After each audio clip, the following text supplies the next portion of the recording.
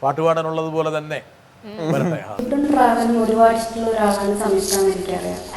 കഴിഞ്ഞ വർഷം തീവണ്ടി റിലീസിൻ്റെ ഒക്കെ സമയത്ത് നമ്മൾ ട്രിപ്പിന് പോയപ്പോഴൊക്കെ ഫുഡ് ഫുൾ ടൈം പറഞ്ഞ് നടക്കുന്ന ഒരാളാണ്. പക്ഷെ ഈ ഒരു 1 ഇയറിൽ സംയുക്ത ഒരുപാട് സ്ലിം ആയിട്ടുണ്ട്.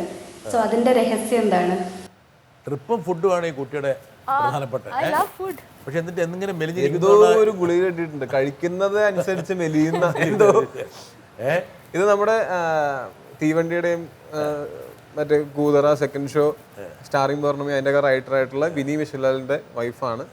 എൻ്റെ ചേട്ടനും പുള്ളിക്കാരും ഒരുമിച്ച് ഒരു ഓഫീസിലാണ് വർക്ക് ചെയ്യുന്നത്. ലൂക്കയുടെ റൈറ്ററും ഇവരൊക്കെ ഒരുമിച്ചാണ് ഒരു ഓഫീസിലാണ് വർക്ക് ചെയ്യുന്നത്. ഞാൻ സത്രം പോലെ കയറി ചെല്ലുന്ന വീടാണ് അവരുടെ. അവിടെ പോയി കഴിഞ്ഞാൽ അല്ല, ഞാൻ അവിടെ വീട്ടിൽ കയറി ചെല്ലും, ഫസ്റ്റ് അടുക്കളയിൽ പോകും, ഫ്രിഡ്ജ് തുറക്കും, സംയുക്ത വന്ന അപ്പ അരിയെടുത്ത് അടുപ്പത്തിടും. റീനു ചേച്ചി നന്നായിട്ട് കുക്ക് ചെയ്യും. അപ്പോ മെലിഞ്ഞത് പലതരത്തിലും ഞാൻ ഇടയ്ക്ക് GM ഡയറ്റ് എടുത്തു. അത് മാത്രമല്ല, ആ സ്ത്രീ എൻ്റെ അടുത്ത് പറഞ്ഞിട്ടുണ്ട്, ഞാനിപ്പം വെറുതെ പറയണല്ല, പ്രോൺസ് ബിരിയാണി വേണമെന്ന് വാശി പിടിക്കും.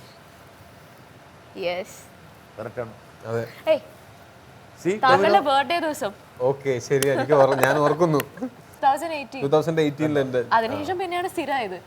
ഒരു പ്രാവശ്യം പാവം വീട്ടിൽ കൊണ്ടുപോയി ഞാനിടയ്ക്ക് സ്ഥിരമായിട്ട് അവിടെ പോയി ഭക്ഷണം കഴിച്ചുകൊണ്ടിരുന്നതാണ്. എനിക്ക് കുറെ വർഷം നമ്മുടെ ഭക്ഷണം മുടങ്ങി. പിന്നെ വെച്ചാല് ഞാനും കൂടെ കഴിച്ചാൽ പൊട്ടാനുള്ള ശേഷി ഇല്ലാതെ നടക്കട്ടെ. അടുത്ത് ബാക്കിയുള്ള ആക്ടേഴ്സ് എല്ലാവരും അവരവരുടേതായ പ്രൊഡക്ഷൻ ഹൗസസും അവരുടേതായ സെറ്റപ്പുകളും ഉള്ളപ്പോൾ ടോവി ഒരുപാട് പുറത്തുള്ള ഡയറക്ടേഴ്സിനും നിർമ്മാതാക്കൾക്കും എല്ലാം അവസരം കൊടുത്തു.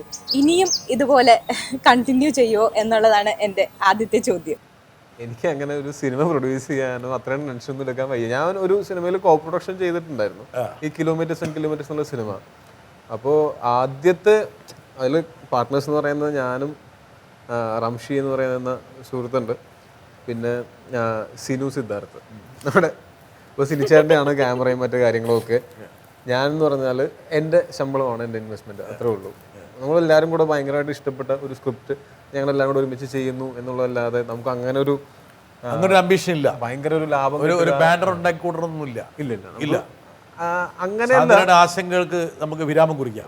അത് ഞാൻ ഒരു കുറച്ച് ദിവസം നിന്നപ്പോൾ തന്നെ എനിക്ക് മതിയായി. ഇത് എന്തൊരു ബുദ്ധിമുട്ടുള്ള ജോലിയാണിത്. ഇനിയും തുടർന്ന് നമ്മൾ സഹായിക്കുന്നതാണെന്ന് കൂടെ പറഞ്ഞേരെ.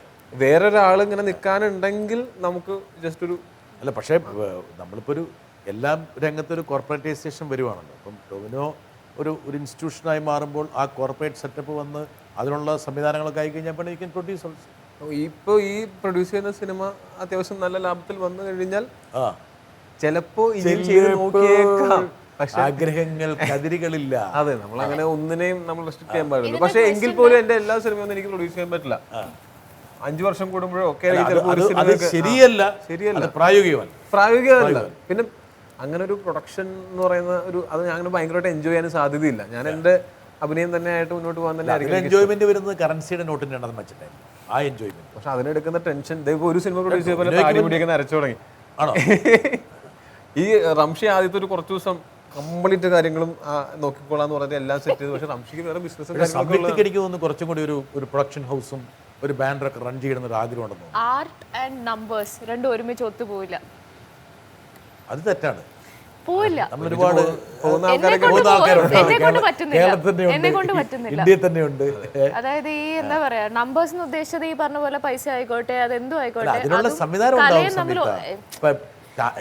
ഞാൻ രത്തൻ ടാറ്റ കേരളത്തിൽ അദ്ദേഹത്തിന്റെ കണ്ണൻദേവൻ എസ്റ്റേറ്റ് കണ്ടിട്ട് പോലുമില്ല.